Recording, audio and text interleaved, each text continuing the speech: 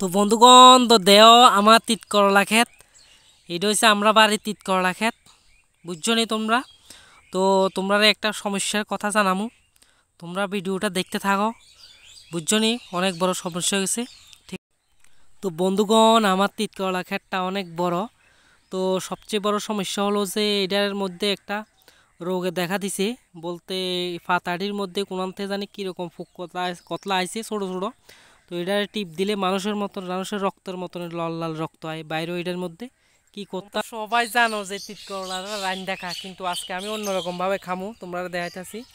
এই যে একটা তিত করলা আমি চয়েস করে রয়েছি, এই দেখো, দেখছো, এই রে এটা ফাইনাল আইতেছি। এটা তিত করলা ক্ষেতটা একটু প্রবলেম হয়ে গেছে গা। এই যে এই যে তিত করলা এটা এমনি দিবা, এই যে ফালাই দিছ, খাই আনো সাত, এটা সকালবেলা যদি খাইতে পারো উপকার আছে,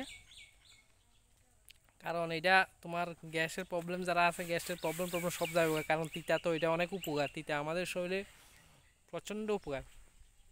তো যাদের ক্ষেত আছে তারা যাই খাও তিত করলা, ঠিক আছে। তো ভিডিওটা কেমন লাগলো নিশ্চয়ই কমেন্ট করে জানাও। Tata, bye bye.